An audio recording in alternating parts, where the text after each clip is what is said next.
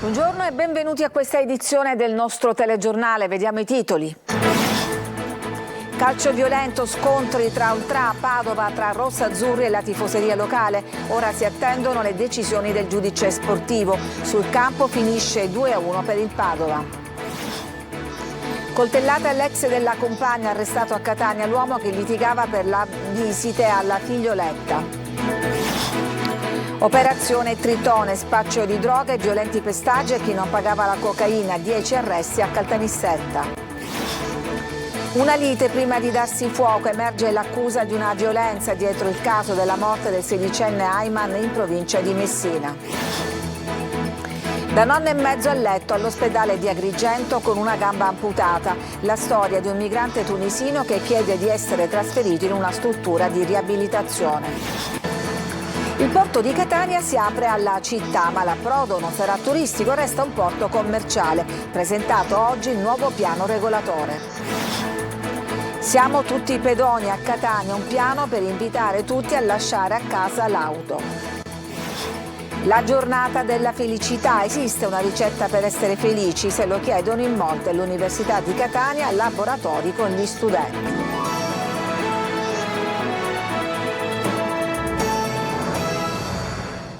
Notte di guerriglia urbana tra tifosi ieri allo stadio di Padova nell'intervallo della partita contro il Catania, rischio squalifica del campo, porte chiuse per la società Etnea. Il bilancio degli scontri nel servizio di Marco Carli.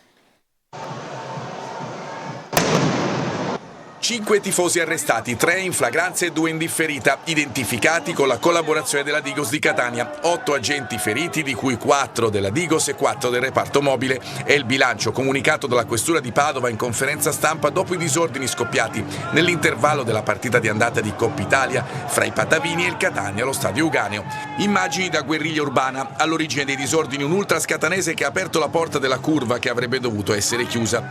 È fra i 3 immediatamente fermati, 2 quarantenni ed un 41enne gravati a vario titolo da associazione mafiosa, rapina, stupefacenti, reati da stadio, reati contro la persona e contro il patrimonio e già destinatari di provvedimenti di Daspo.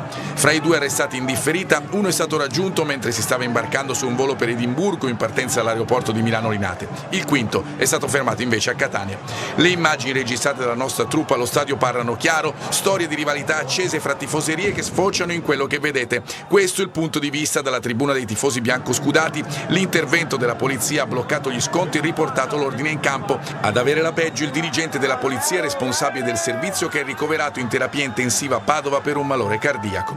La società rossazzurra, così come la Lega Pro, ha stigmatizzato il comportamento dei facinorosi protagonisti degli scontri. Ora i rischi sono tutti del Catania, chiusura delle curve per qualche partita, addirittura l'ipotesi porte chiuse per il ritorno, campo neutro compresi, vari divieti di trasferta a partire dalla prossima di Torre del Greco. Tutte ipotesi, tifoseria del Catania, lo ricordiamo, recidiva. Gli incidenti prima di Catania Pescara di Coppa Italia portarono alle porte chiuse in occasione della partita col Sorrento. E in una nota l'assessore allo sport del Comune di Catania, Sergio Parisi, esprime forte disappunto per il comportamento di questa parte marginale della tifoseria catanese e ribadisce massima vicinanza e solidarietà alle forze dell'ordine. Allo stesso tempo, dice Parisi, sosteniamo lo sforzo che l'attuale proprietà del Catania ha compiuto per fare ripartire il calcio e che non può essere vanificato da comportamenti delinquenziali.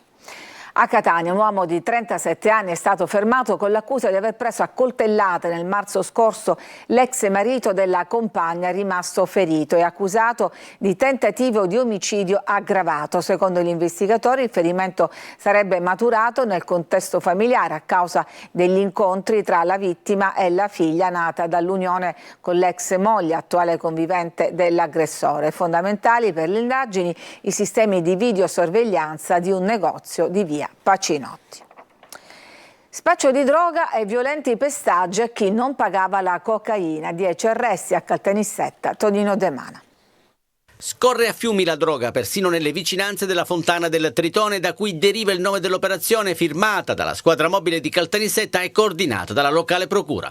10 persone sono state arrestate con l'accusa di associazione a delinquere finalizzata al traffico di stupefacenti. Alcuni di loro sono accusati di estorsione ai danni di clienti vittime di violenti pestaggi perché non avrebbero onorato il pagamento della droga. Le indagini, coordinate dalla direzione distrettuale antimafia di Caltanissetta, iniziate a febbraio del 2023, hanno permesso di raccogliere gravi indizi a carico degli indagati che avrebbero rifornito di cocaina decine di acquirenti. La droga veniva consegnata a domicilio, in strada e nelle piazze. La cocaina, in alcune occasioni, sarebbe stata preparata su una lastra di marmo e consumata in gruppo dagli acquirenti. Nel corso dell'operazione, che ha visto impegnati una settantina di agenti, la polizia ha sequestrato 1 chilo di cocaina ed oltre 75.000 euro provento dell'attività illecita. Soldi nascosti ovunque, anche in alcuni barattoli. Ci sarebbe un nuovo sviluppo nella vicenda di Ayman Serti, il marocchino sedicenne morto semicarbonizzato un anno fa in provincia di Messina. Il ragazzo avrebbe avuto poco prima un incontro con la madre di una ragazza che lo accusava di violenza sulla figlia. Francesco Triolo. Un nuovo sviluppo che potrebbe dare una spiegazione alla tragedia di Ayman Serti, il sedicenne marocchino che il 16 febbraio del 2023 è stato trovato semicarbonizzato a Merì, nel Messinese. A scriverlo oggi è Repubblica. Il ragazzo, un'ora prima di perdere la vita, si sarebbe incontrato con alcune persone, avrebbe avuto una serie di discussioni parecchio accese, ricevendo anche uno schiaffo, forse qualche minaccia. A un anno dalla sua morte la procura di Barcellona ha chiesto l'archiviazione. Per gli inquirenti il giovane si è tolto la vita, ma l'avvocato Tommaso Calderone, che assiste la famiglia di Ayman, però si è opposto. La nuova ricostruzione è quella che vedrebbe Ayman andare a casa di una donna la cui figlia l'estate precedente aveva denunciato di essere stata violentata da un giovane marocchino, anche lui minorenne, un procedimento finito con un decreto di archiviazione in cui Ayman venne ascoltato come persona informata sui fatti. La stessa ragazza raccontò alla madre di aver incontrato Ayman al centro commerciale di Milazzo appena 5 giorni prima, volò qualche parola di troppo, così la madre della ragazza poi accusò Ayman di aver violentato la figlia. Secondo i racconti il ragazzo avrebbe fatto qualche ammissione e la madre lo schiaffeggiò facendogli uscire sangue dal labbro, un racconto fatto agli inquirenti. Poi la storia che si conosce, Ayman che andò a comprare le pizze e quindi la sua scomparsa sino al ritrovamento semicarbonizzato. E adesso vi raccontiamo la storia di Sami, un migrante tunisino sbarcato a Lampedusa, ricoverato da mesi all'ospedale di Agrigento con una gamba amputata. Chiede di essere trasferito in una struttura idonea per la fisioterapia e la riabilitazione. Davide Sardo. Agrigento, ospedale San Giovanni di Dio, reparto urologia. Lui è Sami Sayahi, 36 anni, tunisino. Da almeno 1 anno e mezzo un letto è suo. Non ha delle patologie specifiche, non assume farmaci, ma è affetto da un grave handicap. È senza la gamba destra perché gli è stata amputata 18 mesi addietro durante un disperato intervento chirurgico praticato nello stesso ospedale, dove è stato trasportato d'urgenza con il soccorso da Lampedusa. Lui in Tunisia ha aiutato il padre al mercato di frutta e verdura, ha subito un incidente stradale, ha deciso di partire diretto a Milano dove risiedono suoi parenti per essere operato. Salpa con altri compagni di avventura da Sfax con una carretta del mare. La sua gamba peggiora quando approda a Lampedusa e in cancrena. Sami rischia di morire. L'elicottero vola verso Agrigento, i medici gli salvano la vita ma non la gamba. Anche la mano sinistra è stata parzialmente danneggiata dal grave incidente. Adesso medici e infermieri con dedizione e merito si occupano di lui, che tuttavia è stanco e affranto. Lancia un appello al governo italiano per essere trasferito in una struttura idonea per la fisioterapia e la riabilitazione. Per favore, ti scrive che cosa? Aiuto io por fuori d'ospedale, per fare di fuori d'ospedale puro respiri l'aria, guarda il luce, tutto, io finito. Sami ha tanti sogni nel cassetto, una protesi per camminare, andare a scuola e imparare l'italiano. Ci occupiamo ancora di caporalato. Continuano i controlli dei carabinieri nella tendopoli di Ciappe Bianche a Paternò, su cui pende un'ordinanza di sgombero. I militari hanno denunciato una coppia di coniugi rumeni che reclutavano illegalmente i braccianti. Hanno appurato che intascavano metà della loro paga. Sono stati sanzionati anche perché impiegavano nella loro cooperativa lavoratori in nero. Fermato un altro caporale che trasportava i migranti su un veicolo senza assicurazione. Contagioco l'AIDS la accompagna senza dirgli mai della sua malattia, un'avvocatessa che poi morì. A Messina è arrivata la sentenza di secondo grado sul caso del cosiddetto untore. Francesco Triolo. 22 anni di reclusione. È stata confermata dalla Corte d'Assise d'Appello di Messina la sentenza di primo grado per il caso del cosiddetto untore, Luigi De Domenico, 59 anni. Confermata dunque la sentenza dello scorso 13 giugno in primo grado. De Domenico deve rispondere di omicidio volontario per la morte della sua compagna, una nota avvocata messinese 45enne. La donna morì di AIDS perché non ebbe la possibilità di curarsi, sconoscendo le cause della sua malattia. I medici non la riconobbero e la donna morì tra atroci sofferenze senza che il compagno le rivelasse mai la verità. I giudici di secondo grado hanno accolto quindi la richiesta dell'accusa e delle parti civili di confermare integralmente la condanna di primo grado. Si tratta del processo bis. Il primo si era concluso sempre con la condanna a 22 anni per l'imputato, ma poi fu annullato in appello nel dicembre del 2022 per la vicenda dei giurati che componevano la Corte avevano superato i 65 anni di età, una problematica sollevata dal difensore dell'uomo, l'avvocato Carlo Autruriolo, superata poi da un pronunciamento della Cassazione su un caso analogo avvenuto a Palermo in un processo di mafia. I giudici della Cassazione hanno deciso che per i giurati che compongono le corti d'assise è il momento della designazione che conta per il requisito dei 65 anni, non quello del momento della sentenza. Per gli avvocati della famiglia della vittima, Bonaventura Candido ed Elena Montalbano, la sentenza rende giustizia alla memoria della collega consumata da un virus trasmessole dal suo ex compagno che non ha mai mostrato, neppure dopo la sua morte, alcun ravvedimento. Il porto di Catania si apre alla città, ma l'approdo resta un porto commerciale. Presentato oggi il piano regolatore. Adelaide Barbagallo.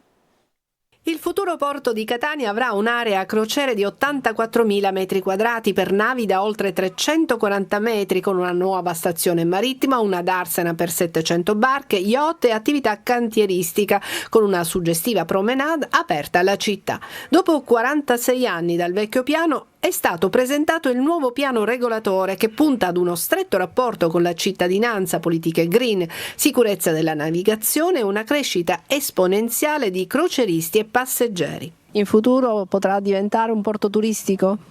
No, è un porto commerciale, può avere una parte turistica, non può diventare un porto turistico perché se no non potrebbe soddisfare i forti principali bisogni che il territorio ha, perché non lo dimenticate mai che questo porto non è un capriccio, è una risposta alle esigenze delle aziende presso cui lavorano decine di migliaia di persone. Il porto etneo dunque è e continuerà ad essere sempre più un porto commerciale di rilevanza economica internazionale. Attenzione massima alle tematiche del rispetto dell'ambiente. È previsto ad esempio un intervento di riqualificazione della foce del torrente Acquicella. Per migliorare la viabilità cittadina sarà ampliata via Domenico Tempio. Sarà compito dell'amministrazione comunale individuare le soluzioni ideali affinché la città possa utilizzare al meglio il porto. Credo che il sindaco abbia voglia di fare gli interessi della città, ma abbia una grande visione e abbia chiaro il fatto che una parte degli interessi della città sono coincidenti perfettamente con gli interessi del porto, cioè non c'è una contrapposizione ma ci deve essere un affiatamento, perché lui è perfettamente consapevole dalle sensazioni che ho avuto io, spero ovviamente di non sbagliarmi. Interessante la promenade che, sviluppandosi dal nuovo porticciolo per yacht fino al Molo Crispi, diventerà un nuovo quartiere cittadino per fruire del centro storico e di Piazza Duomo. E proprio al nuovo piano regolatore del porto di Catania è dedicato il nostro approfondimento di oggi a Sicilia 24 Focus, e con Roberta Lunghi. In studio ci sarà Francesco Di Sarcina, presidente dell'autorità portuale della Sicilia Orientale, e in collegamento Alessandro Lanzafame, direttore generale di Nauta. L'appuntamento è in diretta su questa rete dopo il TG alle 14:30 in streaming sulla siciliaweb.it. Potete inviare le vostre domande come sempre alla linea WhatsApp 342 745 5005. Sono scesi dai trattori non autorizzati, hanno sfilato a piedi per le vie di Palermo, agricoltori, allevatori e pescatori tutti insieme in corteo. Marco Gullà. Chiedono rispetto, chiedono maggiori tutele e soprattutto che il loro prodotto non venga svenduto. Siamo a Palermo, tornano a manifestare gli agricoltori allevatori siciliani. Il corteo è stato aperto da un mezzo agricolo, simbolo in tutta Europa della protesta del comparto. Gli agricoltori hanno raggiunto Palermo da ogni parte della Sicilia e stanno sfilando verso Palazzo d'Orleans per chiedere un incontro con l'assessore all'agricoltura Luca Sammartino. Ci chiediamo prezzi stabiliti, prodotti nostri senza glifosati, chiediamo meno burocrazia e chiediamo un futuro migliore per noi e i nostri figli. Siamo tutti in fallimento. Poi chiediamo al buon Dio l'acqua. Signore, mandaci l'acqua. La prima situazione è il rispetto fra gli agricoltori è la base principale, ma il problema è che noi agricoltori lavoriamo, non abbiamo reddito di tutto ciò che facciamo. Il gasolio è molto caro, i concimi non si possono comprare, il grano che coltiviamo è arrivato a 25 centesimi, ma è possibile, come si fa? E proprio sul grano gli agricoltori dicono: importiamo quello canadese, è il nostro prodotto, che fine fa? Arriva grano è contaminato di micotossine e glifosate e abbassa il prezzo del nostro grano, quindi il nostro grano resta invenduto perché non copre le spese, resta nei silos e in Sicilia si immagina il grano di nave, canadese in particolare. I nostri prodotti sono di qualità eccezionale, non ci sono prodotti che possono competere con la nostra Sicilia. Sicilia è la migliore! Ci fermiamo, c'è una pausa per la pubblicità, torniamo tra poco per parlare di quanto è bello camminare a piedi. A tra poco.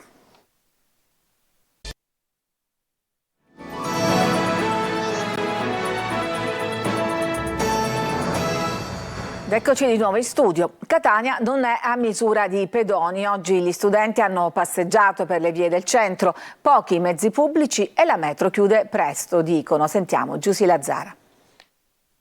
La bellezza di camminare a piedi, ma Catania è una città a misura di pedoni? I mezzi non funzionano proprio a dovere, perché già facendo un paragone con il nord, al nord gli orari sono giusti, passano ogni 10 minuti eccetera, mentre qui deve passare un'ora per prendersi un autobus. La metropolitana funziona però fino a un certo orario, cioè entro le 10:30 comunque il turno finisce e comunque chi ha anche un lavoro notturno ha la disponibilità anche di tornare a casa con la metropolitana. Questi studenti oggi per le vie del centro a piedi hanno scoperto una piazza Manganelli svuotata dalle auto, c'erano anche i più piccoli.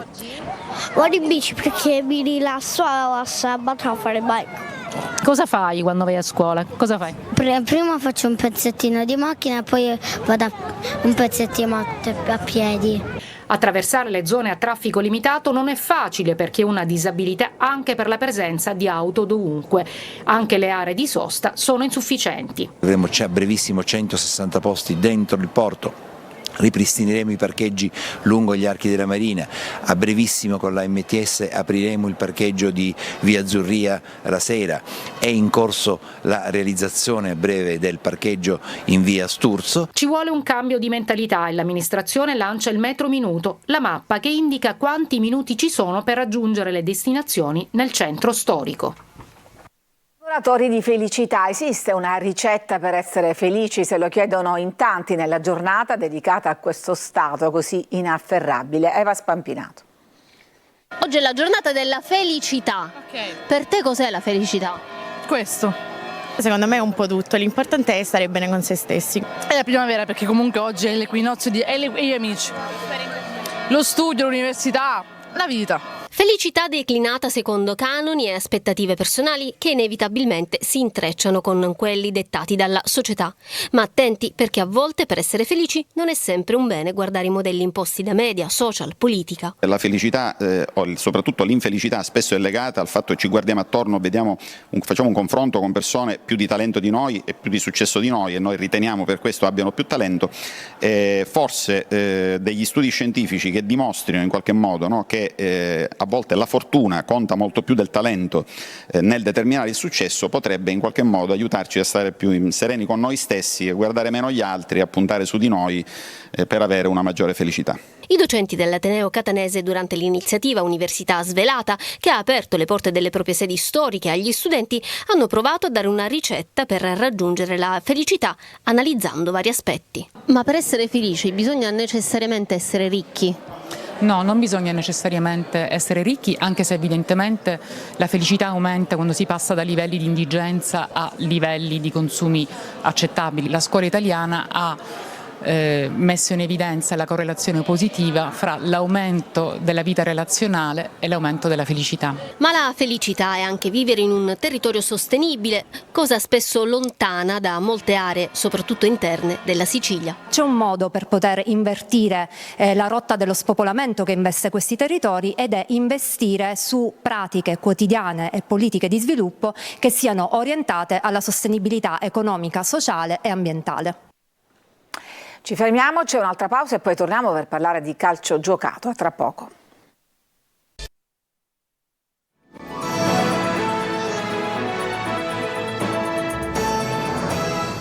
E siamo al calcio, parliamo della finale di andata di Coppa Italia, partita come sapete caratterizzata dagli incidenti di cui abbiamo parlato in apertura e persa dal Catania. Marco Carli.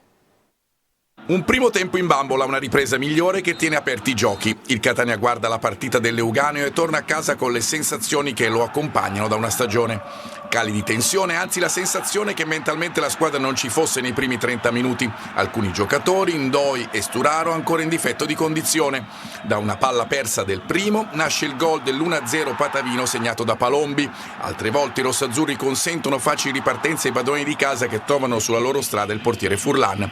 Il 2-0 arriva invece sugli sviluppi di un calcio d'angolo, colpo di testa vincente di Krisetic. Alla squadra l'unica cosa che posso rimproverare è che finale di Coppa Italia, viene a Padova, squadra seconda in classifica, squadra forte, e non c'era quell'atteggiamento da finale d'andata.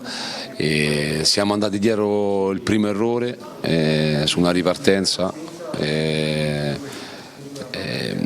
e già lì ci siamo bloccati e ci siamo consegnati all'avversario.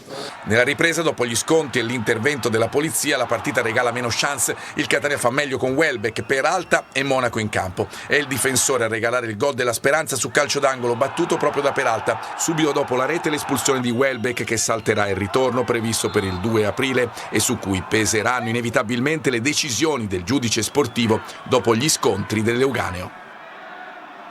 Ed è tutto per questa edizione, restate con noi perché adesso lo spazio di approfondimento, il nostro focus sarà dedicato al nuovo piano regolatore del porto di Catania. Grazie a tutti, un buon pomeriggio.